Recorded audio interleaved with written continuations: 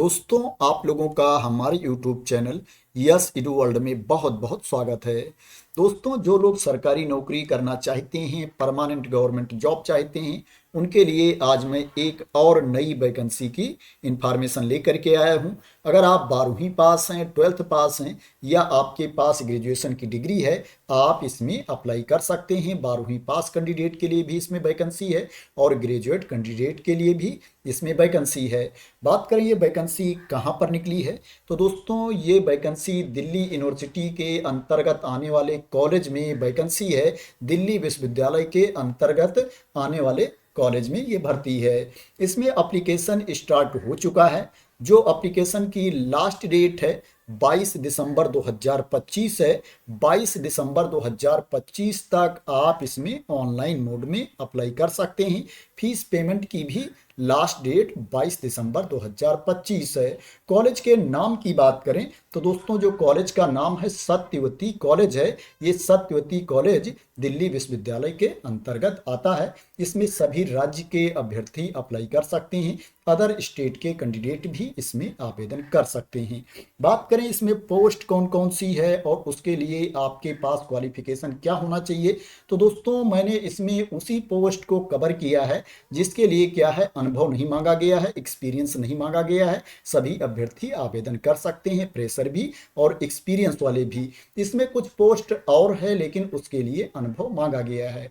अगर आपके पास ग्रेजुएशन की डिग्री है, आप स्नातक पास हैं, तो आप जूनियर असिस्टेंट की पोस्ट के लिए आवेदन कर सकते हैं।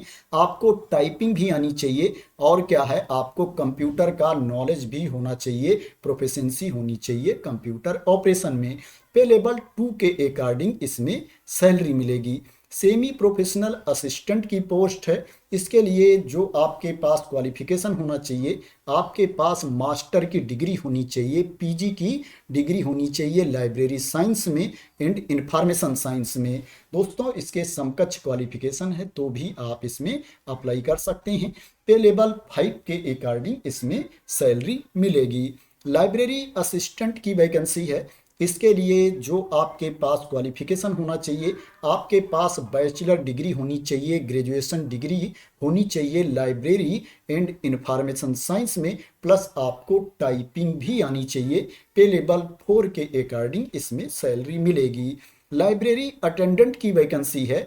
इसके लिए जो आपके पास क्वालिफिकेशन होना चाहिए, आपको 12वीं पास होना चाहिए, 12th की सर्टिफिकेट आपके पास होनी चाहिए और आपके पास सर्टिफिकेट कोर्स होना चाहिए लाइब्रेरी साइंस में।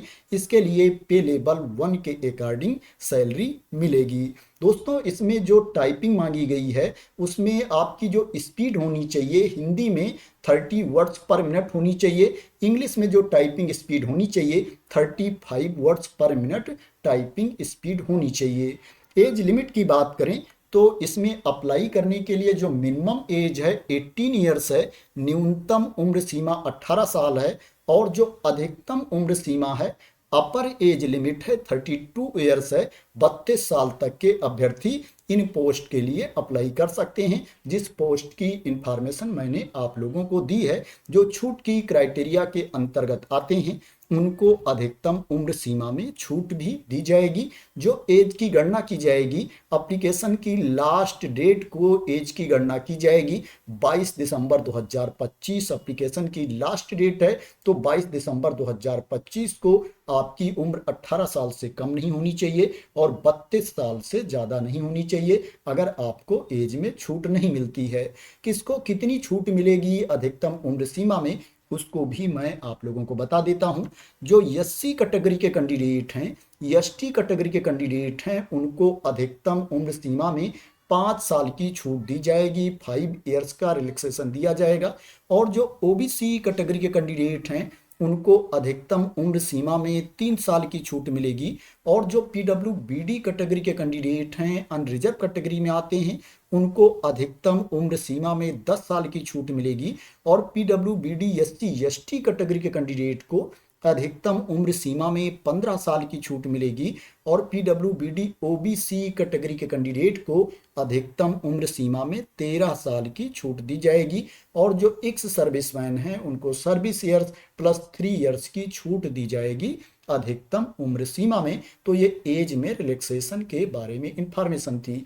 बात करें दोस्तों इसमें आपका सिलेक्शन कैसे होगा, सिलेक्शन का प्रोसेस क्या है, तो दोस्तों इसमें रिटन टेस्ट होगा और स्किल टेस्ट होगा। दोस्तों रिटन टेस्ट में क्या है, अभी क्लियर इंफॉर्मेशन नहीं दी गई है कि कहां कहां से प्रश्न पूछे जाएंगे, लेकिन दोस्तों जो एग्जाम होगा इसमें रिटन टेस्ट होगा, उसमें ऑब्जेक्टिव टाइप के क्वेश्चंस पूछे जाएंगे, बहुविकल्पीय प्रश्न पूछे जाएंगे। और दोस्तों जैसा क्या है दूसरे परीक्षाओं में पूछा जाता है, जो जनरल एग्जाम में रीजनिंग से प्रश्न पूछे जाएंगे, जीके से प्रश्न पूछे जाएंगे, मैथ से प्रश्न पूछे जाएंगे और इंग्लिश से प्रश्न पूछे जाएंगे। टोटल जो क्वेश्चंस इसमें पूछे जा सकते हैं 100 क्वेश्चन पूछे जा सकते हैं और जो टेस्ट होगा 100 मार्क्स का होगा। एक प्रश्न 1 अंक का होगा, इसमें निगेटिव मार्किंग भी होगी। अगर आप किसी प्रश्न का गलत उत्तर देते हो तो एक गलत उत्तर के लिए आपके 0.25 मार्क्स काट लिए जाएंगे। प्रत्येक सेक्शन से, रीजनिंग से, मैथ से, जीके से, इंग्लिश से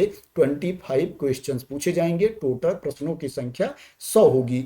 स्किल टेस्ट में आपका टाइपिंग टेस्ट होगा और जिसमें क्या है कंप्यूटर प्रोफिशिएंसी मांगी गई है, उसमें कंप्यूटर प्रोफिशिएंसी टेस्ट भी होगा। टाइपिंग में आपकी स्पीड कितनी होनी चाहिए उसके बारे में मैंने आप लोगों को बता दिया है। अगर इसमें किसी पोस्ट के लिए इंटरव्यू होता है तो उसके बारे में बाद में इंफॉर्मेशन दी जाएगी। दोस्तों इसमें आपको फीस भी पे करनी पड़ेगी। मैं बता देता हूं किसको कितनी फीस पे करनी पड़ेगी। इसमें फीस थोड़ा ज़्यादा ले रहे हैं। जो जनरल कैटेगरी के कैंडिडेट हैं, अनरिजर्व कैटेगरी के कैंडिडेट हैं, उनको 1000 रुपये फीस पे करना है, 1000 रुपीज फीस पे करना है। और जो ओबीसी एनसीएल कैटेगरी के कैंडिडेट हैं, ईडब्ल्यूएस कैटेगरी के कैंडिडेट हैं, महिला अभ्यर्थी हैं, उनको 800 रुपीज फीस पे करना है, 800 रुपये फीस पे करना है। और जो एससी कैटेगरी के कैंडिडेट हैं, एसटी कैटेगरी के कैंडिडेट हैं, पीडब्ल्यूबीडी कैटेगरी के कैंडिडेट हैं, उनको 600 रुपीज फीस पे करना है, 600 रुपये फीस पे करना है। और ये जो फीस पे करना है आपको ऑनलाइन मोड में फीस की पेमेंट करनी है। अब बात करें कि इसमें आपको कहां पर जाकर के अप्लाई करना है, अप्लाई करने वाला लिंक कौन सा है, तो दोस्तों ये अप्लाई करने वाला लिंक है, पोर्टल है। इसी पर आकर के पहले आपको रजिस्ट्रेशन करना है, उसके बाद आपको लॉगिन करके अप्लाई करना है। इस लिंक को मैं अपने टेलीग्राम चैनल पर डाल दूंगा, वहां से आप लोग इस लिंक को कॉपी कर लेना और किसी भी ब्राउजर में ओपन करके रजिस्ट्रेशन कर लेना। जैसे ही आप इस लिंक को, इस पोर्टल को ओपन करेंगे, आप देखेंगे यहाँ पर लॉगिन का ऑप्शन दिया गया है, नीचे साइन अप का ऑप्शन दिया गया है। अगर आप साइन अप पर क्लिक कर देंगे तो आपके सामने रजिस्ट्रेशन का, साइन अप का ऑप्शन आ जाएगा। जो जो डिटेल्स यहाँ पर मांगी जा रही है फिल करके आपको अपना रजिस्ट्रेशन कंप्लीट कर लेना है। उसके बाद आपको इसमें लॉगिन करके अप्लाई करना है। नोटिफिकेशन की पीडीएफ को भी मैं अपने टेलीग्राम चैनल पर डाल दूंगा, वहां से आप लोग उस पीडीएफ को डाउनलोड कर लेना और अप्लाई करने से पहले पूरी इंफॉर्मेशन रीड कर लेना। मैं आप लोगों को नोटिफिकेशन वाली पीडीएफ दिखा देता हूं। ये नोटिफिकेशन की पीडीएफ है जिसमें इंफॉर्मेशन दी गई है वैकेंसी के बारे में, यहाँ पर जानकारी दी गई है। आप देख सकते हो कि इसमें कितनी टोटल नंबर ऑफ पोस्ट है। अगर कुल पदों की संख्या की बात की जाए तो कुल पद 18 हैं, टोटल नंबर ऑफ पोस्ट 18 है जिसके लिए एप्लीकेशन इनवाइट किया गया है। तो आशा करते हैं दोस्तों आपको इस वैकेंसी के बारे में क्लियरिटी मिल गई होगी और आप लोग मेरे द्वारा दी गई इंफॉर्मेशन से सेटिस्फाई होंगे। दोस्तों अगर आपको इस वैकेंसी के बारे में क्लियरिटी मिल गई हो और इसी तरह की इंपॉर्टेंट अपडेट चाहते हैं, इंफॉर्मेशन चाहते हैं, वैकेंसी की न्यूज चाहते हैं, तो आप लोग मेरे चैनल को सब्सक्राइब कर लेना अगर अभी तक सब्सक्राइब ना किया हो। तो थैंक यू सो मच दोस्तों फॉर वॉचिंग।